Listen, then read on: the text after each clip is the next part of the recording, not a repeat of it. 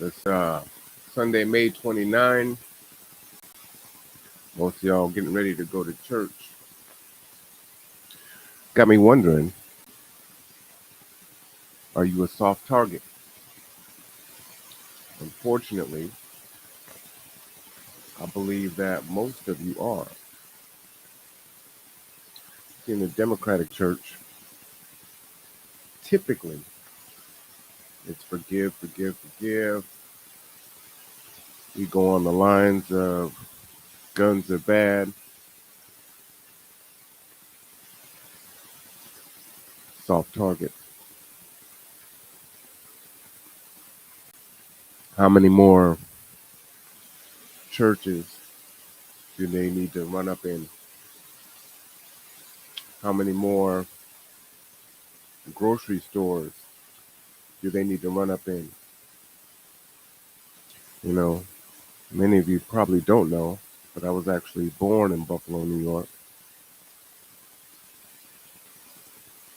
But I was put into foster care as a child.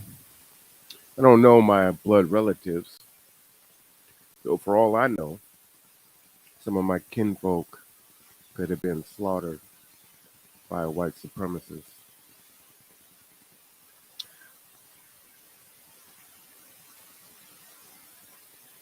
It's not easy to have these conversations. And when you look at the state of the world, it's almost like it's the only conversation you can have because it's constant. So I don't know if I lost any relatives, but I did lose my people. And we hear on the right, we hear on the left. They just keep it going and keep it going and keep it going. Nothing ever changes, right? You have mental health issues on the right. We know that's BS. On the left is gun control. We know that's BS. Are you a soft target? Are you getting dressed today to head into church and pray and praise the Lord, and you ain't ready? You ain't protected. If they walk into the church, all you can do is lay down your life. I won't be contributing to your GoFundMe. You know, all of you black Christians out there going to your black church that believe in the word, you understand the story of Noah. And Noah was building the ark, and everyone laughed, didn't take him seriously, and they all perished at the end. See, free will means that you got to do for self.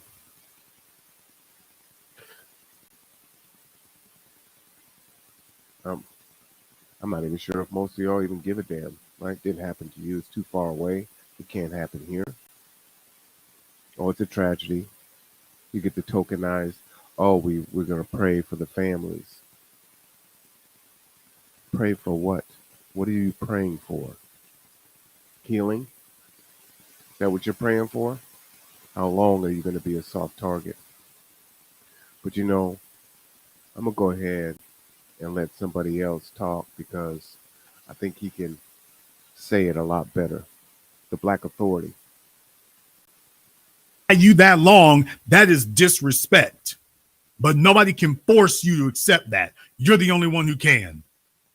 Let me say something else right here. There were some jackasses here, and you can be upset about this because let me tell you right now, I ain't compromising on this.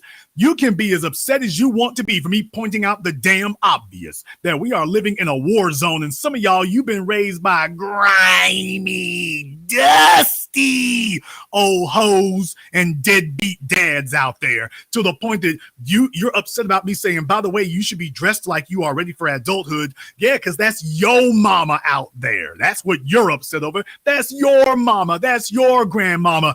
Have you considered something? Have you considered that maybe your mammy and your grandmammy and your pappy and your grandpappy were wrong?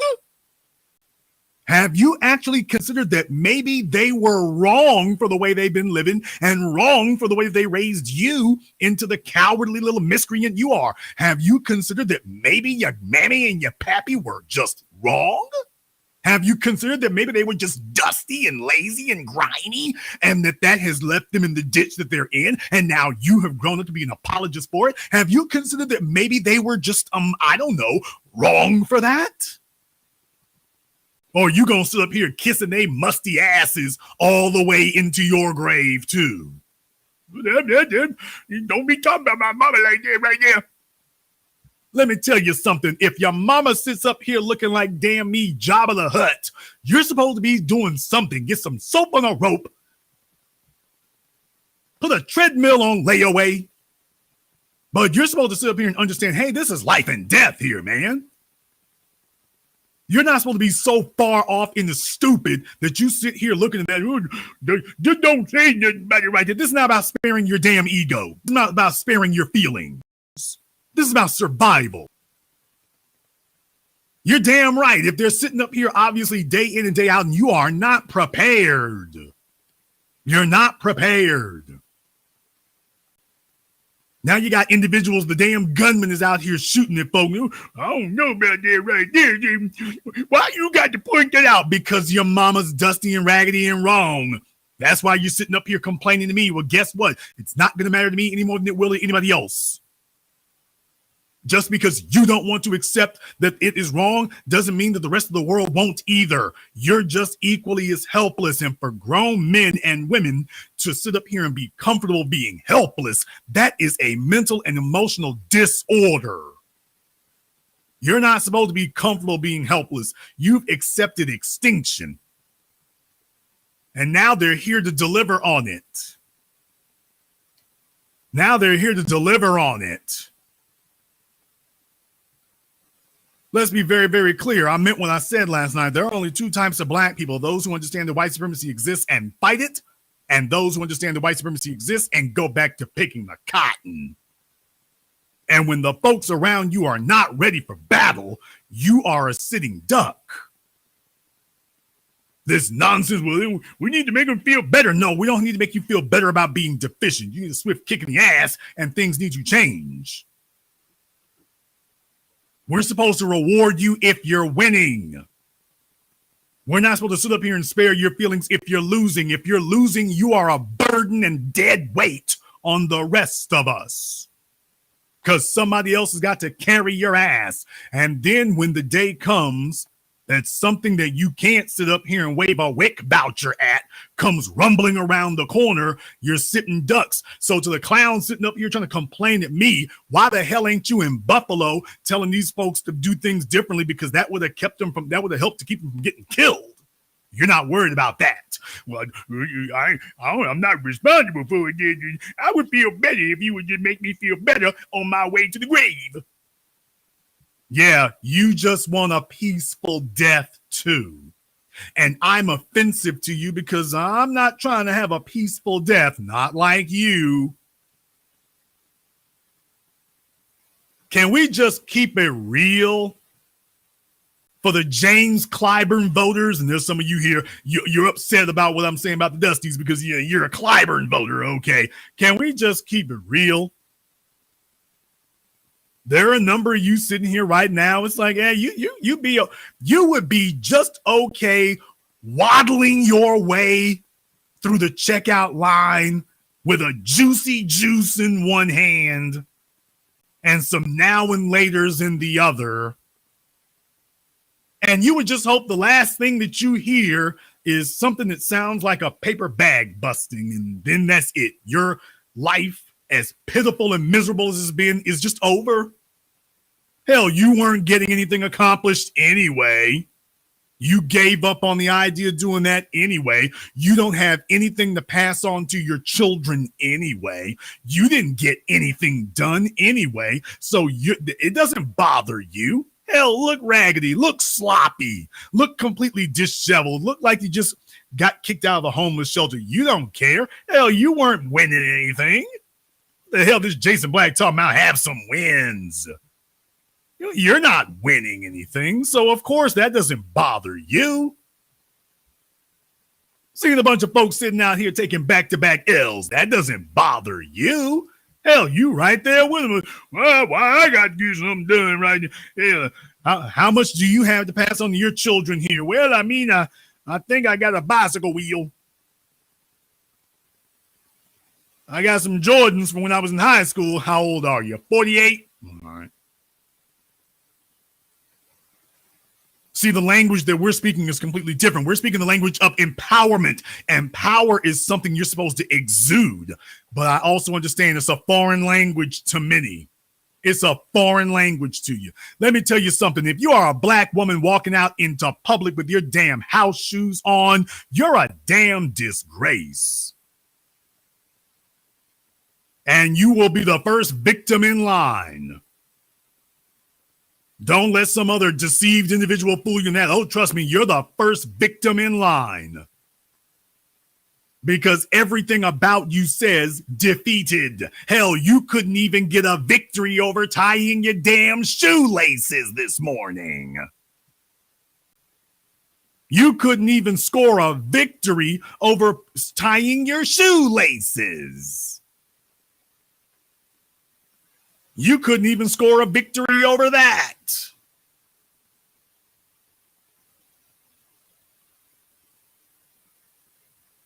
If you weren't able to win a victory over footwear, then how in the hell are we supposed to believe that you're going to score a victory over white supremacy? You couldn't even score a victory over your sneakers. And you had time to prepare. No, we need folks who are battle ready. You know why you need folks who are battle ready? Because the bad guys already are. Let me be very, very clear about this to remind you one more time. Multiple witnesses have now said that Peyton Gendron was wearing his camouflage fatigues at least 24 to 48 hours beforehand. He was casing the joint wearing the camouflage fatigues the whole damn time. He was fully dressed, fully ready for battle the entire time. For days in advance. His victims, not so much. Now, Peyton Gendron was wearing his camouflage fatigues and boots, and he was completely suited up for days in advance. The folks he was going after, not so much. Not so much. And you don't have to like it. I'm not here to say something you like. I'm here to say what you better believe. The biggest lesson you can take away from Buffalo is the criminal sin of being unprepared. And for those of us who intend to survive, we better start having an acclamation to other black men and women who are ready, who don't need somebody to tell them, damn it, you're in a war zone, you better look the part. The reason for being a productive black man is because your economics make you vulnerable, and showing that you have control of those signifies to other people that you are in charge of that and you can be trusted to lead. And as a black female, showing that you're not dusty and bummy and raggedy shows that you're not a grown woman seeking to recede into childhood, that you are ready and prepared to start the duplication process of other competent, intelligent, leadership-minded individuals. Either you are or you aren't. A grown woman walking into a hotel lobby in her pajamas is the definition of you ain't ready for life. And then take a look at where you end up. A grown man walking around here in public with their damn house slippers on. You're not ready for life. And it shows. And it's all fun and games until somebody who is ready shows up. It's all fun and games until someone who is ready comes trucking through. Then you end up with a bunch of people begging for mercy.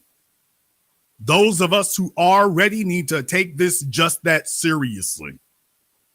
Because if you were a person at that store, at that church, at that mall, at that shopping center. Just understand your life is in danger simply because of your proximity to the other unprepared shiftless. Your life is in danger simply being next to these land whales. Your life is in danger just being right there. It used to be funny talking about slackers. It used to be funny and amusing. It ain't funny anymore. We're in a damn war zone and they're sitting up here rolling by and waddling by in front of you, behind you, next to you. And as soon as something happens, they're not, hell, you couldn't even use them as a human shield. You'd think they'd be big enough, but in reality, they wouldn't even be useful for that. You can't maneuver them.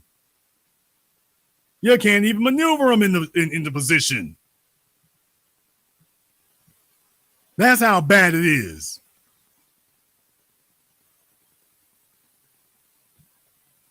Let's be clear about something. These white supremacists got backup. These white supremacists have backup. They've got folks to back them up in what they're doing. They got folks they can call on. They have people for reinforcement. You're never going against one of them by themselves. That's why they can get them out alive.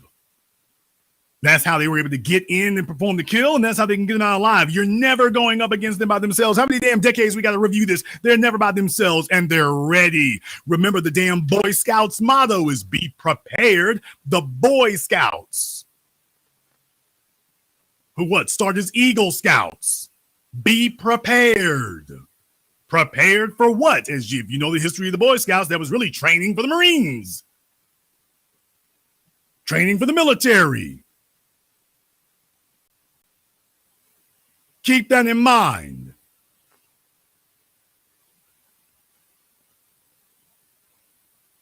In any case, we're going to go ahead and open up the telephone lines.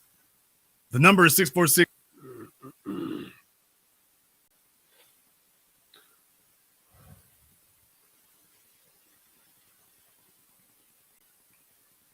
We know what exists, but we also have to be accountable.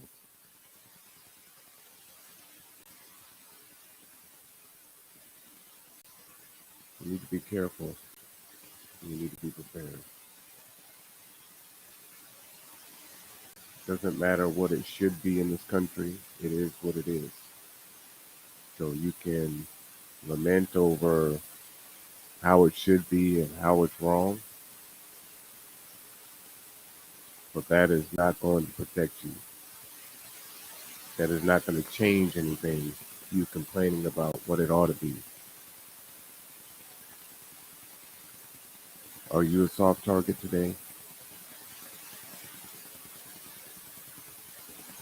He touched on it a little bit, but the African immigrant that got shot in the back of the head by the officer about a month ago from a traffic stop, emulating the worst parts of black culture, pants sagging.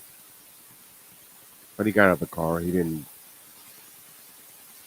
confused as to what was going on. Cop approaches him, tells him he should get back in his car. For whatever reason, he ran. But he's literally trying to hold up his sagging pants. Not even running. Because he can't run because his pants are down by his ankles. And then, cop shoots him basically point blank in the back of the head. You see the brother in blue with his flip-flops on and his shorts. How many times do we need to look at these images, or we just sit and cry and